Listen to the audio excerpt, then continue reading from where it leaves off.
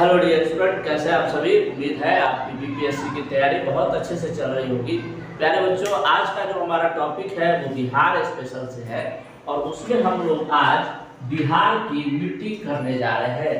देखिए, बिहार की मिट्टी का एक सीधा सीधा संबंध बीपीएससी के प्रश्नों से होता है और इससे क्वेश्चन आपको हर साल देखने को मिलेगा ही मिलेगा, चाहे वो 64वीं हो, 65वीं हो, 66वीं हो या फिर उससे पीछे वाले जितने भी एग्जाम हुए हो। अब देखिए, जैसा कि आपको पता है कि बिहार में ये जो रेखा है, ये जो लाइन है, इसे हम लोग गंगा नदी बोलते हैं और गंगा नदी बिहार को दो बराबर भागों में बांटती है। तो पहला जो इसके ऊपर का जो भाग है, जो पर्वतीय पहाड़ीय यानी कि हिमालय से जुड़ा हुआ है, इसे हम लोग बोलते हैं उत्तर का मैदान। क्या बोलते हैं इसे? उत्तर का मैदान। जबकि गंगा नदी से इधर वाला भाग जो झारखंड या छोटा नागपुर के पठार से घिरा हुआ है, उसे हम लोग बोलते हैं दक्षिणी मैदानी भाग। तो बिहार में मुख्यतः जो मिट्टियों का वर्णन है वह उत्तर बिहार की मिट्टी है। उत्तर बिहार की मिट्टी मतलब इस लाइन से हिमालय के श्रेणी की ओर जब हम बढ़ेंगे तो उसकी मिट्टी को हम बोलेंगे उत्तर बिहार की मिट्टी। और दूसरा जो है वो दक्षिण बिहार का मैदान, यानी दक्षिण बिहार का मैदान क्या कि गंगा नदी से जब हम झारखंड की ओर बढ़ेंगे तो उसकी जो मिट्टी होगी उसे हम दक्षिण बिहार की मिट्टी कहेंगे। और साथ में थोड़ा है दक्षिण बिहार की पठारी भागों का मैदान, जैसे कैमूर की पठारी जो रोहतास और कैमूर जिलों के आसपास में है, तो उसकी जो मिट्टी है उसको हम लोग क्या बोलेंगे? दक्षिणी पठारी भाग की मिट्टियां। इसके अलावा जो बिहार की मिट्टी का वर्गीकरण है वह निर्माण प्रक्रिया की, आखिर इस मिट्टी का निर्माण किस तरीके से हुआ है। जैसे सपोज कीजिए आप जाते हैं तो देखते हैं कि जो हमारा मुजफ्फरपुर, झाजीपुर और इसके आसपास जिलों की जो मिट्टी है उसका गुण कुछ और है, उसकी बनावट कुछ और है। जबकि आप बक्सर, गया, कैमूर वगैरह क्षेत्र में जाएंगे तो उन सभी क्षेत्रों की मिट्टी कुछ और है। तो आखिर ये मिट्टी का निर्माण हुआ तो हुआ कैसे था? तो निर्माण के आधार पर जो है वो दो प्रकार की है। एक है अवशिष्ट मिट्टी, एक क्या है? अवशिष्ट मिट्टी। अब देखिए अवशिष्ट मिट्टी क्या होता है वो समझिए। जैसा कि देखिए, जैसे अवशिष्ट मिट्टी को समझने के लिए ये जो हमारा भाग है, ये जो आपको दिख रहा होगा मैप में, ये हमारा क्या है? पश्चिमी और पूर्वी चंपारण का भाग है। और ये वाला हम लोग क्या बोलते हैं? पश्चिमी चंपारण बोलते हैं। तो पश्चिमी चंपारण के पास में आपको शिवालिक श्रेणी है और शिवालिक श्रेणी में क्या है? नदियों का प्रवाह होता है। और जब नदियां बहते हुए पश्चिमी चंपारण में जब आती है तो अपने साथ जो है पर्वत और पहाड़, पठारों के अवशिष्ट पदार्थों को भी लेके आती है और वो आकर एक जगह पे धीरे धीरे इकट्ठा होने लगती है। तो उससे जिस मिट्टी का निर्माण होता है उसे हम बोलते हैं अवशिष्ट मिट्टी। एक बार फिर से बता दूं, अवशिष्ट मिट्टी वैसी मिट्टी होती है जिसका निर्माण पर्वत के द्वारा या नदियों के द्वारा पर्वतों से लाए गए कणों और पठार के छोटे छोटे टुकड़ों से हुआ हो, उसे हम लोग बोलेंगे अवशिष्ट मिट्टी। अब अवशिष्ट मिट्टी भारत में जो बिहार में वो केवल पश्चिमी चंपारण जिले में पाई जाती है। और यही प्रश्न आपसे बीपीएससी भी पूछा था कि बिहार में कौन से क्षेत्र में अवशिष्ट मिट्टी पाई जाती है। उसके बाद है जलोढ़ मिट्टी। तो जलोढ़ मिट्टी जो है वो लगभग उत्तर बिहार के कुछ क्षेत्रों को कवर करती है और दक्षिण बिहार के भी बहुत से क्षेत्रों को कवर करती है। मतलब अगर जलोढ़ मिट्टी का प्रतिशत देखा जाए तो यह लगभग 80% क्षेत्रफल में बिहार में फैला हुआ है। जलोढ़ मिट्टी को हम लोग दो भाग में बांटते हैं। एक है नवीन जलोढ़ मिट्टी, आप लोग लिखेंगे नवीन जलोढ़ मिट्टी, है ना। दूसरा है पुरानी जलोढ़ मिट्टी। अब देखिए, आइए हम मिट्टियों को कुछ अलग प्रकार से भी देखते हैं कि आखिर ये कौन कौन सी मिट्टी है और कहाँ कहाँ ये पाई जाती है। तो जो पहला है हमारा,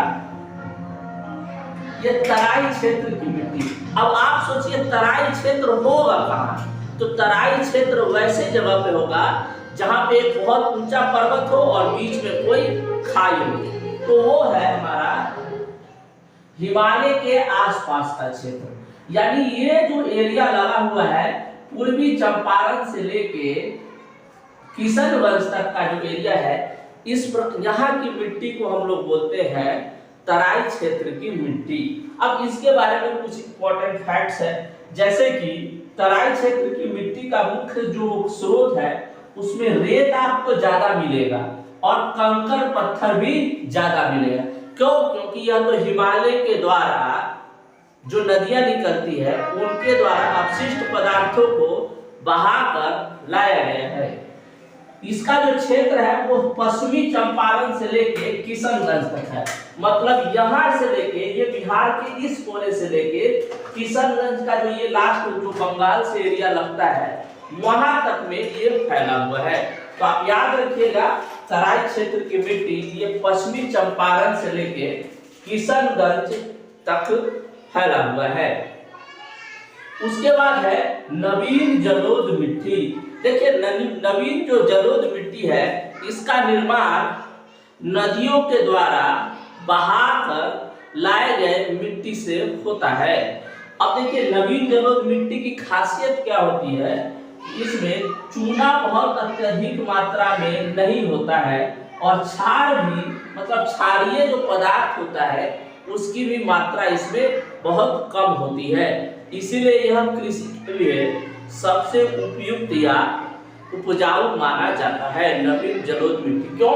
क्योंकि ना इसमें चूना है न क्षार है किसी प्रकार का, तो इसलिए यह क्या होता है, कृषि के लिए उपयुक्त माना जाता है। अब देखिए ये क्षेत्र कहाँ है, तो कोसी नदी का जो क्षेत्र है, कोसी नदी आपको पता है बिहार में कहाँ कहाँ बहती है, तो उसके आसपास के जितने क्षेत्र है, मतलब यहाँ वाला जो क्षेत्र है, ये देख रहे हैं आपको जो क्रॉस लगा हुआ, ये पूरा जो क्षेत्र है वो नवीन जलोढ़ मिट्टी का है, जिसमें सहरसा, दरभंगा, मुजफ्फरपुर और हाजीपुर तक का जो क्षेत्र है वो नवीन जलोढ़ मिट्टी से ढका हुआ है। तो आप समझ में आया होगा नवीन जलोढ़ मिट्टी क्या होता है। ये नदियों के द्वारा जो प्रत्येक साल जो मिट्टी बहा कर लाई जाती है उससे इसका निर्माण भी होती है। उसके बाद क्या है, इसका क्षेत्र क्या है, तो ये कोसी नदी सहरसा और दरभंगा और मुजफ्फरपुर वाले क्षेत्र में ये फैला हुआ है। उसके बाद आइए देखते हैं तीसरे में पुरानी जलोढ़ मिट्टी। तो देखिए पुरानी जलोढ़ मिट्टी जो है इसका क्षेत्र, ये गंगा नदी है और इसके इधर वाला दक्षिणी भाग में खासकर जो आपको 0-0 टाइप से नजर आ रहा होगा, इन सभी जिलों में पुरानी जलोढ़ मिट्टी पाई जाती है। अब इसका क्षेत्र कहाँ है, तो पटना है, रोहतास, मुंगेर और भागलपुर। मतलब यहाँ पे आपका जो पटना है उसके बाद यहाँ तक रोहतास से लेके यहाँ पे जो आपका भागलपुर है, इस वाले पूरे एरिया तक जो है यह फैला हुआ है। उसके बाद बिहार में जो है बल सुंदरी मिट्टी भी पाई जाती है, जिसे हम दोमट मिट्टी भी कहते हैं। तो बल सुंदरी मिट्टी या दोमट मिट्टी में चूना की अत्यधिक मात्रा होती है और यह क्षार भी इसमें बहुत ज्यादा होता है और कृषि के लिए यह ज्यादा उपयुक्त नहीं होता है। तो ये जो बल सुंदरी मिट्टी है यह सहरसा, दरभंगा, मुजफ्फरपुर का जो दक्षिणी भाग है वहां पे ये पाया जाता है। उसके बाद बच्चों एकदम ये बहुत स्टार पॉइंट इसको लगा लीजिएगा, ये पूछ भी सकता है कि जो काली मिट्टी है वो बिहार के किशनगंज में उपलब्ध है। मतलब ये जो किशनगंज है यहाँ पे काली मिट्टी भी पाई जाती है और काली मिट्टी पटसन यानी कि जूट के लिए बहुत उपयुक्त मानी जाती है। तो आप इसको भी याद रखिएगा, किशनगंज काली मिट्टी। अब कुछ नोट है वो देख लीजिए कि बिहार के जो 74% एरिया है, मतलब 74% जो भूमि है उस पे क्या होता है बच्चों, उस पे हमारी खेती की जाती है और यह बिहार के लगभग 88.7% लोगों का जीविका का साधन है। ठीक ना। उसके बाद एक छठा इंपॉर्टेंट पॉइंट है टाल मिट्टी। तो टाल मिट्टी जो है ये बक्सर, पटना और मुंगेर के क्षेत्र में पाई जाती है। टाल मिट्टी से आपको बस जिला का नाम याद रखिएगा कि टाल मिट्टी कहाँ पाई जाती है। तो बक्सर, पटना और मुंगेर जिले में ये पाई जाती है। तो अगर आपको ये वीडियो पसंद आए तो इसे लाइक कीजिए और अपने दोस्तों के साथ इसे शेयर भी कीजिए। और प्यारे दोस्तों, अगर आप बीपीएससी का ऐसा ही अच्छा टॉपिक देखना चाहते हैं तो हमारे चैनल को जरूर से जरूर सब्सक्राइब कीजिए। धन्यवाद।